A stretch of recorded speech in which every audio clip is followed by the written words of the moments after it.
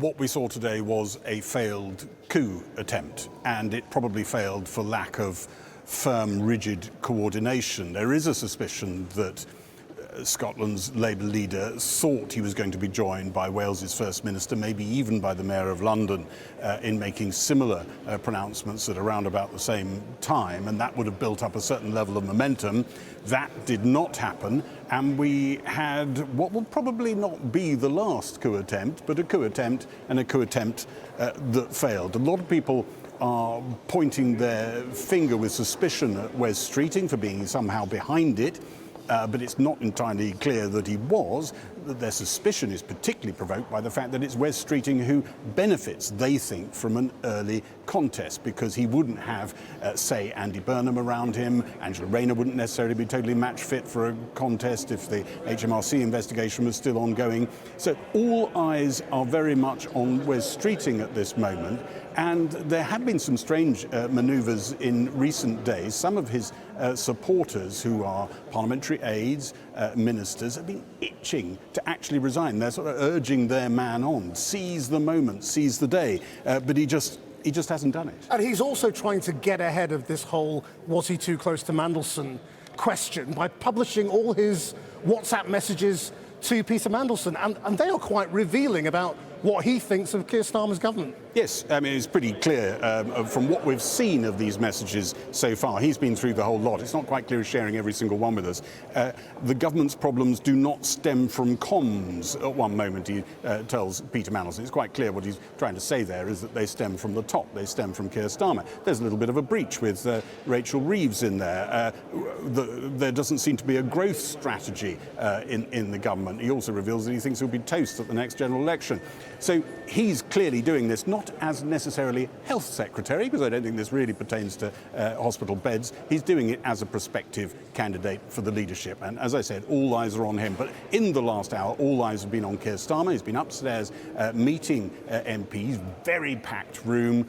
Awful lot of applause and standing ovation even for him when he went in there. He's been telling MPs in there he's going to listen to them more. Exactly what I think people like Wes Streeting would diagnose as part of the problem in the original sort of first 18 months of him in power. He says he's going to change his culture.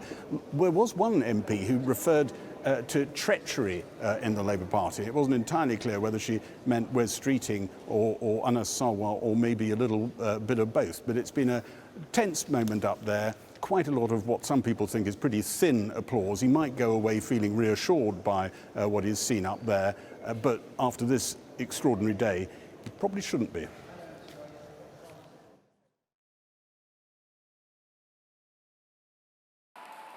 It had been something of a political bromance.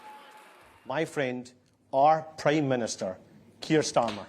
Today that all ended. After a brief phone call to Keir Starmer, the leader of Scottish Labour came to the microphones to bury him. The distraction needs to end, and the leadership in Downing Street has to change.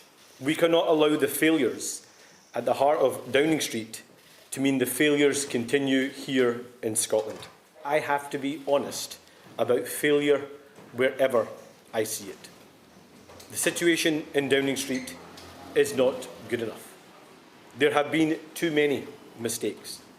They promised they were going to be different, but too much has happened. After hours of ominous silence from the Cabinet, the messages of support now started turning up online. Some more full-hearted than others, some took longer than others. Amongst the last messages of support in, from Wes Streeting, who said, give Keir a chance, and he doesn't need to resign. Do you have full confidence in the Prime Minister, Wes? The Health Secretary is seen as the candidate most likely to benefit from an early contest. Some of his supporters in Parliament have discussed resigning as parliamentary aides or ministers in the hope that would make Keir Starmer quit. The Education Secretary said the leader of Scottish Labour was wrong. And what do you make of Anna Sarwar's comments? I just profoundly disagree. Keir's doing a great job. He was elected 18 months ago to deliver change, and that's exactly what we're going to keep on doing. Some backbench MPs want to give Keir Starmer a bit more time, but not a lot. An early contest worries you? It does. But you think the Prime Minister's finished? I do. We need a slightly longer look at it than that. We need time to consider, as I say, the candidates that are known about and talked about it, and others. It'll be a zombie government, though, won't it, for a bit? Zombie government is not a word I would use. It's hard to challenge it, though, isn't it? It's hard to say that the government has been effective. I don't see anything that can be gained from us plunging ourselves into internal row, and it will seem eternal, an internal row into who leads us forwards, and it can't come this side of the local elections. It doesn't make sense for it to come this side of the local elections. The Prime Minister leaving Downing Street this evening to address a private meeting of Labour MPs. His day started with a morale-boosting speech to Number 10 staff, which was almost immediately followed by the resignation of the Number 10 Director of Communications, Tim Allan. Here snapped 2 months ago, bringing a grid plan into the office, which predicted a strong start to the year in January.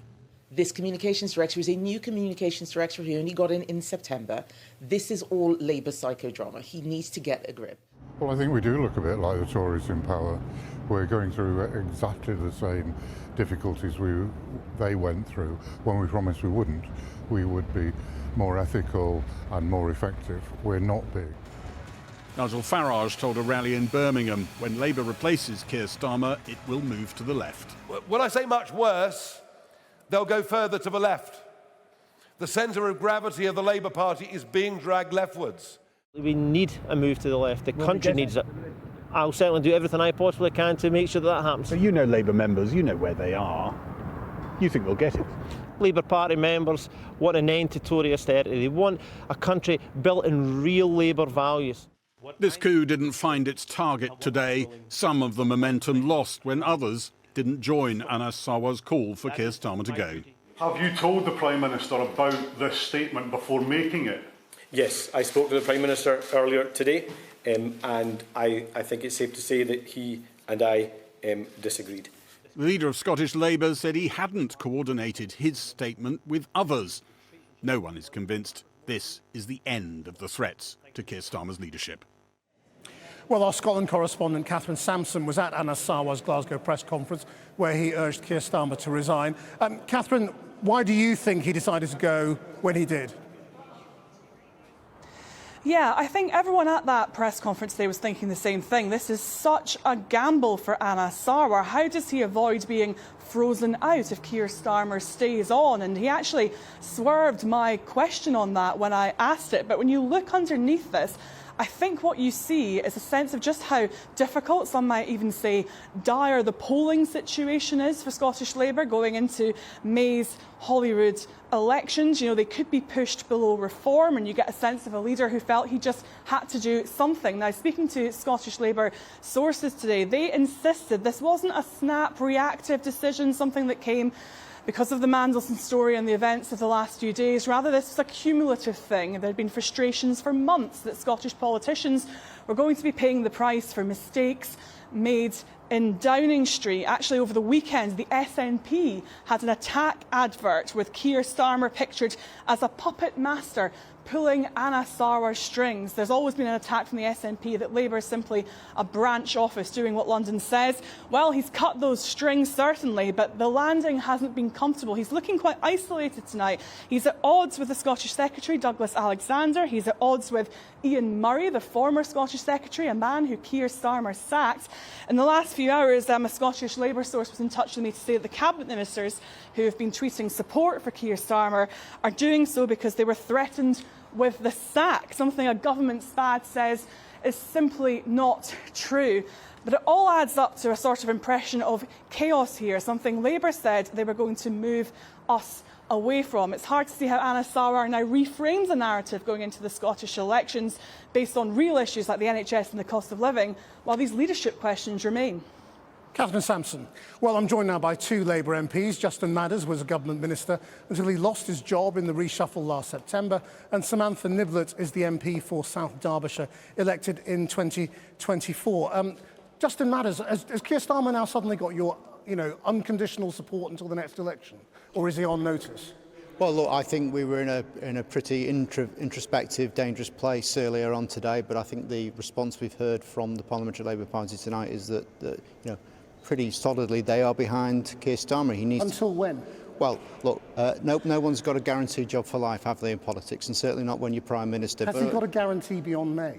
Well, I hope so, because we want him to succeed. Look, there was we can't predict what's going to happen in the future, but I think there was a real sense today that actually he's owned his mistakes, he's apologised to the victims, he's apologised to the country about what's happened, and actually he has talked about being more inclusive as a leader going forward, which is really important to me. I want him to succeed. I think everyone in that room tonight, virtually everyone, wanted him to succeed, and that's what we want to give him the chance to do. What's going to change?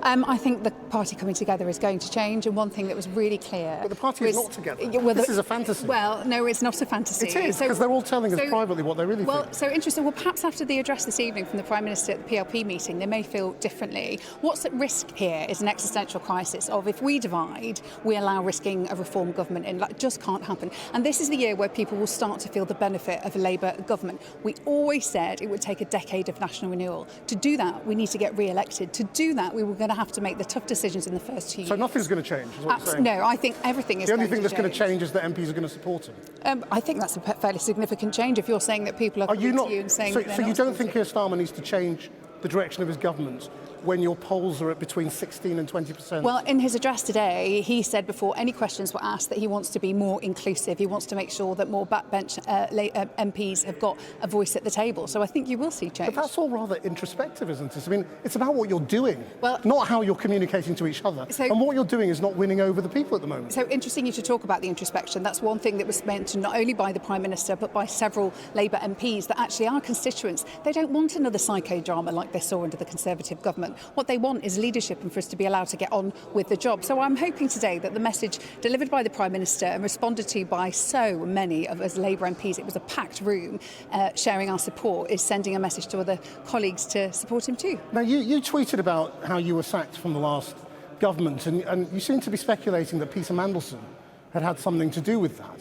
I mean, if that was true, that's quite a judgment error by Keir Starmer, isn't it? Well, that's what's been reported by journalists. So maybe we'll see what was going on with the disclosure of the government documents in the next few weeks. But what does that say to you about Keir Starmer if Peter Mandelson was helping him with his reshuffle? Well, it shows that he shouldn't have had that man anywhere near government and anywhere near the ambassador's role, which I think he now accepts is the case.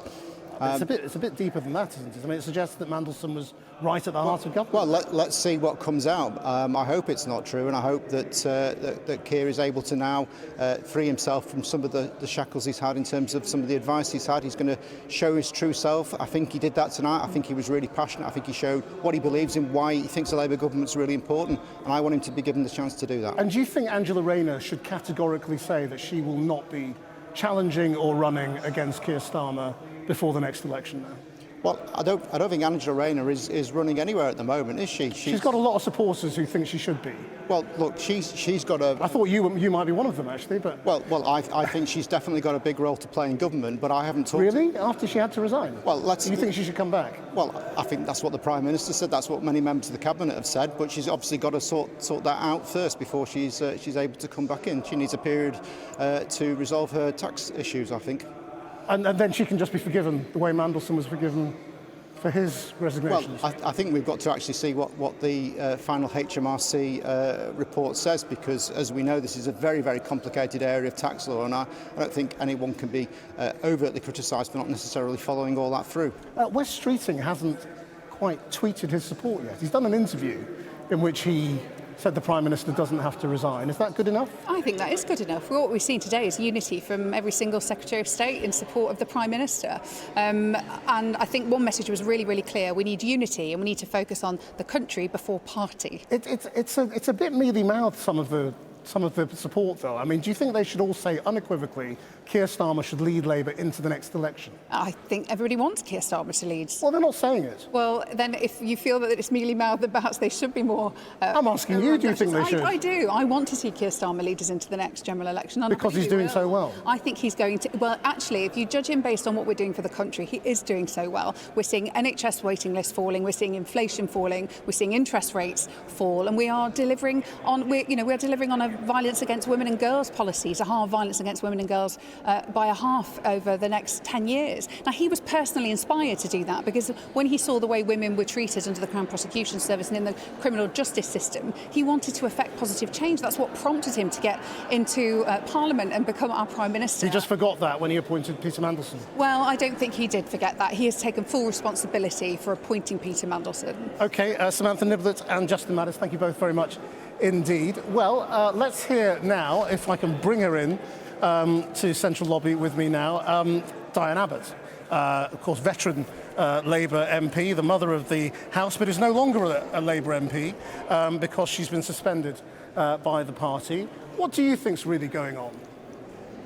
I think that the round of applause in the committee room just now was staged, just as all those endorsements of the Prime Minister, which appeared within 5 minutes of each other, were staged. And I can't see him lasting beyond May's election. So why are they waiting until May? Because they're going to be catastrophic elections, and I think the idea is let him stay in there and take responsibility. Right, but I mean, if you're staring at a disaster, why do you wait for it to happen rather than try and stop it happening? Well, it's not down to me. You need to speak. No, I mean, but if that's the dominant mood, I'm just trying to understand it. I mean, you know these people. Why do you think they're thinking that way? Is it that the election losses can't be stopped no matter who the leader is? Exactly. We're going to have catastrophic results anyway. That's why Anna Sarwar stepped up, because he doesn't want to see the Scottish Labour Party go down. So, you know, I think he may be moved before then, but I think he'll last until May. Doesn't this look like a bungled coup, though? I mean, Anna Sarwar stood up and was left hanging. I mean, nobody else joined him. I mean, he's the guy who went over the top by himself. As you may have noticed, I'm not Scottish. I can't account for what Anna Sarwar does. But I can tell you that the man and woman on the Stoke Newington High Street is really disgusted that Starmer signed off as somebody to be our ambassador in Washington, someone whose best friend rapes 14-year-olds. Do you think this is now a zombie government? I wouldn't call it a zombie government, but we're not going to get much done between now and May. I mean, well, that is kind of what we mean by a zombie government, isn't it? I mean, what I mean is, do you think Keir Starmer is just waiting for the time to go? Oh, no, I think... Dead man walking kind of thing? I think Keir Starmer thinks he can pull it all together, but I don't think he can. I don't think he can. What we need to do, because one of the problems with everything that's happened is it confirms people in the idea that MPs are all the same, we're all in it together, and what we need to do is draw a line under that type of thinking, and Keir Starmer isn't the man to do it. Diane Abbott, thank you very much indeed. We're now here in Central Lobby as Sir Keir Starmer has been fighting for his political life tonight after Scotland's Labour leader called for him to step down. Cabinet ministers joined forces to back the Prime Minister in response, and one of them, the Environment Secretary Emma Reynolds, joins me. Now, you all dutifully tweeted your support for the Prime Minister over a couple of hours after sort of a deafening silence of a couple of days. Don't you think that looks rather weak? No, the Prime Minister has the full backing of the entire Cabinet, but also I've just come from a meeting... But it had to be organised. Not at all.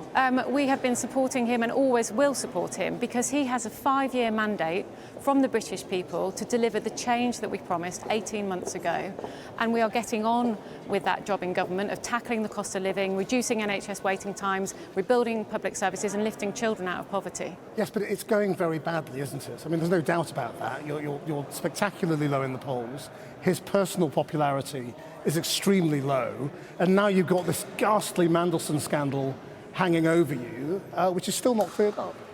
Well, and that's why people want him to go. The test of leadership, the Prime Minister has admitted that the appointment of Peter Mandelson was wrong. He has apologised to the victims of Jeffrey Epstein. If he knew then what he knows now, and indeed in September, he would never have appointed him. He made that appointment in good faith. Did you think it was a good idea at the time? Peter Mandelson, well, Nigel Farage thought it was a good idea at the time. I'm asking you. And, well, I've known Peter for many years. I had no idea about his association with Epstein or some of the things that we discovered last week. You should have done, because we knew that for years. The vetting system is clearly something that needs to be. Are you saying that when he came to be ambassador, you didn't realise he'd been friends with Jeffrey Epstein? Well, that was well known. But the association, Peter lied about that in the vetting process. He said he barely knew Jeffrey Epstein. Yes. The vetting process definitely needs to change. Had you not noticed the FT story about him staying in Mandelson's apartment after the conviction? People saw those reports, but we didn't know the depth of the relationship between the two men. But the Prime Minister is someone who's been fighting for justice for victims of domestic violence for many, many years. And that's what's so mystifying about it. He says he's been fighting for justice. But he didn't and yet here was a know. man who he knew at the time had stayed in Epstein's apartment after his conviction, and he didn't think it was so bad that he couldn't make him During ambassador. the vetting process, Peter Mandelson was asked about this. He said he barely knew Epstein. Keir Starmer, so you just take his word for it? Well, Keir Starmer was lied to by Peter Mandelson, and he bitterly regrets the appointment, and he has apologised to the victims. But what is important now is that as a party, we look outwards, not inwards, that we continue the job we're doing in government of delivering the change we promised 18 months ago. That was never going to be easy. We inherited a broken economy and broken public services, but we are getting on with that job. And what if you lose the Gorton and Denton by-election and then have a disastrous set of local elections? Well, we'll see what happens in the by-election. I was there last week and had some pretty good feedback on the doorstep, but we will fight for every vote. But is that a verdict on Keir Starmer, do you think? Well, by-elections are these elections always, a test? By-elections are always difficult tests for sitting governments, and so are local elections. But we will be out there every day fighting for every vote and explaining to people how we are turning things around. Yes, it's taking more time than people would like. I understand that people are impatient for change, but they will start to see this year that we are taking £150 of people's energy bills come April, that we are starting to turn around the economy, the growth figures are better than people suggested, and that we are helping people with the cost of living and rebuilding our public services. Do you accept that those people who think he should go are saying that in good faith? You know, that they think Labour is in trouble, that he's not delivering and that somebody else will be better at delivering a Labour agenda? The vast majority of people, Labour MPs, who spoke at the meeting tonight, spoke with great passion about being behind the Prime Minister and wanting this government to do well. There may be a small handful who disagree, but they are very much in the minority. And the vast majority of people who spoke tonight at this meeting were absolutely full square behind the Prime Minister and this government. Emma Reynolds, thank you very much indeed.